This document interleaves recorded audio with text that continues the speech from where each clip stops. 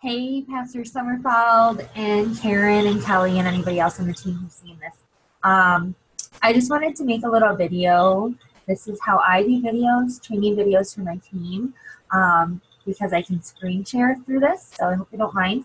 But I wanted to make a little video. My brain is just going crazy about things for this exciting project that we're all working on. So I just wanted to kind of give you what's going through my brain.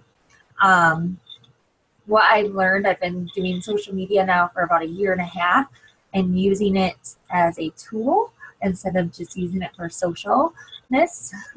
And so I've learned quite a bit. So I wanted to share just a few things that I've learned to hopefully help you, because I know you're trying to figure out what direction we need to go into next. So I thought maybe some insight on social media might help. So the first thing I wanted to just say is, number one, and I'm reading from my page, so that's why I keep looking down. Facebook is always changing. So I've been doing this for about 1.5 years, and what works for 1 month might not work the next month. So you kind of have to keep up with the times, and I feel like that's kind of going to be my role on this team, is to keep us updated with Facebook and in the loop on what's working and what's not working. But it is always changing. So if I sound wishy-washy, like, oh, we shouldn't do that anymore, even though last month I thought it was the best idea ever, it's because Facebook likes to change their rules and change how people see things. So I know we kind of threw out the word hashtag in our meeting, and that is an awesome way that people are using social media right now. And I didn't really know much about hashtags until I got into this. And they're really, really useful. It's fun for like the customer or consumer to, hashtag everything and make these funny long hashtags. That's kind of fun. But really, I don't know if you've been to a wedding recently, but the newest thing right now is, instead of, back in the day, we used to always have disposable cameras on the table, and you would take pictures, and then the bride and groom would have them developed and have fun looking to see what people did at their wedding.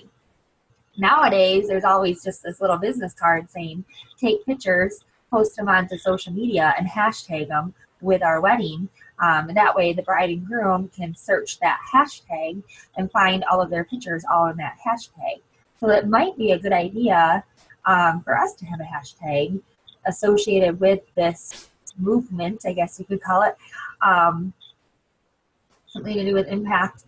And tell people, if you post anything, if you post a picture of yourself and your family out and about doing this project, hashtag it with this. That way we can go and search on Facebook, Instagram, and Twitter with those hashtags, and we would be able to find people a lot easier. So it's not necessarily for people to find us, but for us to find out what they're doing.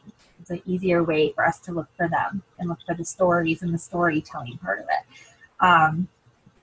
So with Facebook, the biggest thing is affinity. So in order to get Facebook affinity, which is kind of like popularity, in order for people to see what you're posting, you have to be popular. In order to be popular, you have to have 3 to 4 posts a day, and you have to be consistent. And the posts have to offer something of value to people, information of value. So basically it's all attraction marketing. If we want people to come to our page, we need to offer something of value to them. So for example, I'm in health and fitness. My social media is all about health and fitness. So I offer a lot of recipes and free recipes. That's valuable for people. It doesn't take me any time. A lot of times they're not even my recipes. I have to say, oh, I got this from so-and-so, but here you go. But something of value to them, something that's going to help them in their spiritual or emotional life. And then I do have a question. Are we trying to get people to like our page from outside of our church, or are we just focusing on our church? I wasn't sure how we were going about that. So there's 2 different types of attraction marketing that we're going to be doing. We're going to be, we obviously want our congregation to like our page. And so we kind of have to post things that people in the congregation will like. And that will be valuable to them and get them to want to like our page and actually check our page every now and then. And then we want to post people or things and attract people from the community. What does the community want from us and need from us? So there's two different routes that we're going here. I'm going to go to share my screen.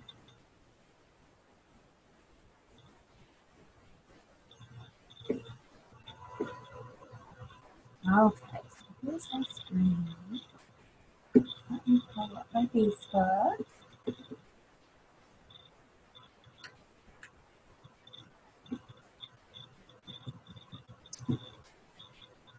Okay, so I'm going to show you my page, my like page, and I kind of want to show you how you can do this without taking a lot of time, because if you don't really know what you're doing, this could take a lot of time out of your day.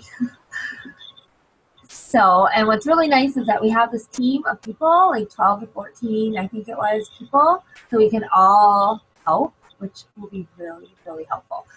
So when you go to post something on your page, and what I do is I get everything set up the day before. So for instance, if I wanted to post tomorrow, accountability time, what's for lunch? For my page, that suits. For the Holy Cross page, that would not be a good post. But for my page, it is.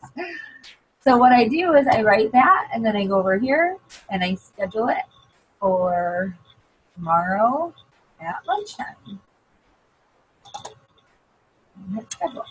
And I go through, and I've taught myself and learned that people are on my page at 9 a.m., noon, 3 p.m., 6 p.m., and 8 p.m. So I post those 5 times every day, or try to at least. So we will have to play around a little bit with that, but it would be nice if we could have one person scheduling these posts, and then the rest of us helping them decide what to post, because that can sometimes be hard.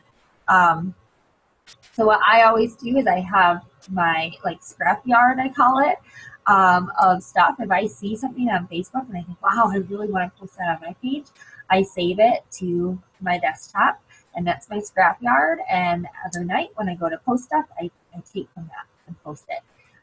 So that's nice that there's so many of us. If we see something, we can say, hey, whoever's posting, here's this. I think it would be awesome on our page. And we can all work together. What else did I want to show you? So that's how you pre-schedule posts. And then a good thing to tell people to do is when they like our page, to go here and say get notification. I'm going to click that. Whenever you click that, then every time I post something or we post something on Holy Cross, it'll go into our notifications, which is really helpful.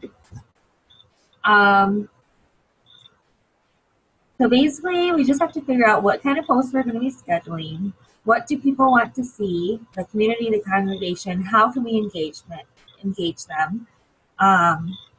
One thought that I had, and this is something that I also do for my page, is I go to, since I'm a Beachbody coach, I go to top Beachbody coaches who do really well on social media, and I see what they're posting and what's working for them.